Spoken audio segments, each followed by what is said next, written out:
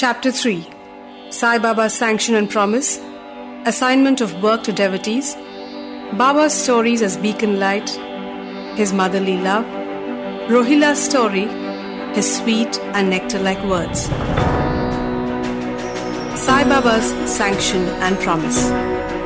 As described in the previous chapter, Sai Baba gave his complete consent to the writing of Sai Satcharitra and said, I fully agree with you regarding the writing of Satcharitra. You do your duty, do not be afraid in the least. Steady your mind and have faith in my words. If my Leelas are written, their vidya will vanish, and if they are attentively and devoutly listened to, the consciousness of the worldly existence will abate, and strong waves of devotion and love will rise up. And if one dives deep into my Leelas, he would get precious jewels of knowledge. Hearing this, the author was much pleased, and he at once became fearless and confident, and thought that the work was bound to be a success. Then turning to Shama, Madhav Rao Deshpande, Sai Baba said, If a man utters my name with love, I shall fulfill all his wishes, increase his devotion. And if he sings earnestly my life and my deeds, him I shall beset in front and back and all the sides. Those devotees who are attached to me, heart and soul, will naturally feel happiness when they hear these stories. Believe me that if anybody sings my Leelas, I will give him infinite joy and everlasting contentment. It is my special characteristic to free any person who surrenders completely to me, and who worships me faithfully and who remembers me and meditates on me constantly. How can they be conscious of worldly objects and sensations who utter my name, who worship me, who think of my stories and my life, and who thus always remembers me? I shall draw out my devotees from the jaws of death. If my stories are listened to, all the diseases will be got rid of. So, hear my stories with respect, and think, and meditate on them. Assimilate them. This is the way of happiness and contentment. The pride and egoism of my devotees will vanish. The mind of the hearers will be set at rest. And if he has wholehearted and complete faith, he will be one with supreme consciousness. The simple remembrance of my name as Sai will do away with sins of speech and hearing. Different works assigned to devotees. The Lord entrusts different works to different devotees. Some are given the work of building temples and mutts or ghats on rivers. Some are made to sing the glories of God.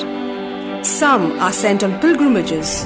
But to me was allotted the work of writing the Sai Satcharitra. Being a jack of all trades but master of none, I was quite unqualified for this job. Then why should I undertake such a difficult task? Who can describe the true life of Sai Baba? Sai Baba's grace alone can enable one to accomplish this difficult work. So when I took the pen in my hand, Sai Baba took away my egoism and wrote himself his stories. The credit of relating these stories, therefore, goes to him and not to me. Though Brahmin by birth, I lacked the two eyes of Shruti and Smriti, and therefore was not at all capable of writing the Sai Satcharitra. But the grace of the Lord makes a dumb man talk, enables a lame man to cross a mountain. He alone knows the ways of getting things done as he likes. Neither the flute nor the harmonium knows how the sounds are produced. This is the concern of the player. The oozing of Chandrakant jewel and the surging of the sea are not due to the jewel and the sea, but due to the rise of the moon. Baba's stories as beacon light. Lighthouses are constructed at various places in the sea to enable the boatmen to avoid rocks and dangers and make them sail safely. Sai Baba's stories serve a similar purpose in the ocean of worldly existence. They surpass nectar and sweetness and make our worldly path smooth and easy to traverse. Blessed are the stories of the saints. When they enter our hearts through the years, the body consciousness or egoism and the sense of duality vanish. And when they are stored in the hearts, doubts will evade. Pride of the body will fall and wisdom will be stored in abundance. The description of Baba's pure fame and the hearing of the same with love will destroy the sins of the devotee, and therefore this is a simple sadhana for attaining salvation. The sadhana for Krita age was samadhana, tranquility of the body and mind. For Treta age, sacrifice. For Dwapara, worship. And for the Kali, which is the present age, it is the singing of the name and glory of the Lord. This last sadhana is open to all the people of the four varnas.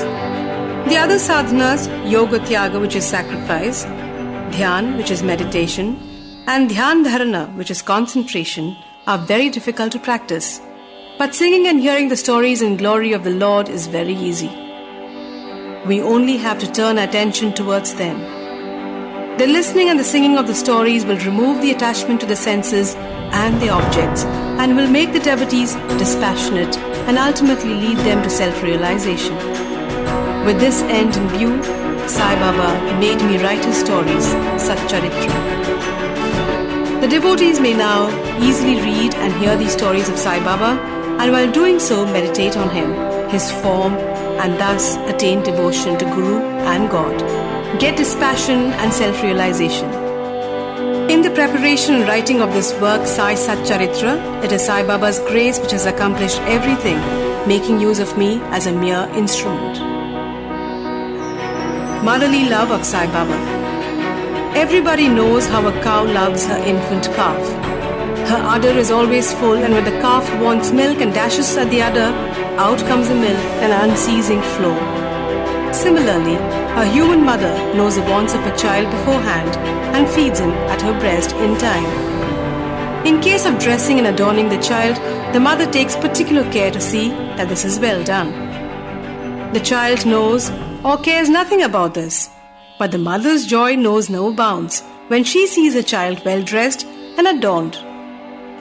The love of mother is peculiar, extraordinary and disinterested, and has no parallel. Sadgurus feel this motherly love towards the disciples. Sai Baba had the same love towards me, and I give an instance of this below. In 1916, I retired from government service. The pension that was settled in my case was not sufficient to maintain my family decently. On Guru Purnima, which is the 15th of Ashad month, on that day I went to Shirdi with other devotees. There, Mr. Anna Chichanikar of his own accord prayed to Baba for me as follows. Please look kindly at him. The pension he gets is quite insufficient. His family is growing. Give him some other appointment, remove his anxiety and make him happy. Baba replied, he will get some other job, but now he should serve me and be happy. His dishes will be ever full and never empty. He should turn all his attention towards me and avoid the company of atheists, irreligious and wicked people. He should be modest and humble towards all, and worship me with heart and soul. If he does this, he will get eternal happiness. The question, who is this he whose worship is advocated, is already answered in a note on who is Sai Baba in the prologue at the beginning of this work. Rohilla's story. The story of the Rohilla illustrates Sai Baba's all-embracing love. One Rohilla, tall and well-built, strong as a bull, came to Shirdi wearing a long kafni, and he was enamored of the Sai. Day and night he used to recite in a loud and harsh tone the Kalma, which are the verses from the Holy Quran, and he used to shout, Allahu Akbar, God is great. Most people of Shirdi were working in their fields during the day, and when they returned to their homes at night, they were welcomed with the Rohilla's harsh cries and shouts. They could get no sleep and felt much troubled and inconvenienced. They suffered this nuisance for some days in silence, and when they could stand it no longer, they approached Baba and requested him to check the Rohilla and stop the nuisance. Baba did not attend to their complaint. On the contrary, Baba took the villagers to task and asked them to mind their own business. He said to them that the Rohilla had got a very bad wife who tried to trouble the Rohilla and himself. But hearing the Rohilla's prayers, she dare not enter, and they were at peace. In fact, the Rohilla had no wife, and by his wife, Baba meant Durbuddhi, evil thoughts. As Baba liked prayers and cries to God better than anything else, he took the side of the Rohilla and asked the villagers to wait and bear with the nuisance, which would abate in due course. Baba's sweet and nectar-like words. One day at noon after the Aarti, devotees were returning to the lodgings when Baba gave the following beautiful advice. Be wherever you like, do whatever you choose. Remember this, all what you do is known to me. I am the inner ruler of all and seated in your hearts. I envelop all the creatures, the movable and the immovable world. I am the controller, the wire puller of the show of this universe. I am the mother, origin of all beings, the harmony of three gunas, the propeller of all senses, the creator, preserver and destroyer. Nothing will harm him who turns his attention towards me, but Maya will lash or whip him who forgets me. All the insects, ants, the visible, movable, and the immovable world is my body or form. Hearing these beautiful and precious words, I at once decided in my mind to serve no man henceforth but my Guru only. But the reply of Baba to Anna Chichanikar's query, which was really mine, that I would get some job, began to revolve in my mind, and I began to think whether it would come to happen. As future events showed, Baba's words came true, and I got a government job, but that was of short duration. Then I became free and solely devoted myself to the service of my Guru Sai Baba. Before concluding this chapter, I request the readers to leave out the various hindrances of indolence, sleep, wandering of mind, attachments to senses, and turn their whole and undivided attention to these stories of Sai Baba. Let their love be natural. Let them know the secret of devotion. Let them not exhaust themselves by other sadhanas. Let them stick to the simple remedy, listening to Sai Baba's stories. This will destroy the ignorance and will secure for them salvation. A miser may stay at various places, but he constantly thinks of his buried treasure. So let Sai Baba be enthroned in the hearts of everyone. In the next chapter, I shall speak of Sai Baba's advent in Shirdi. Bow to Shri Sai. Peace be to all.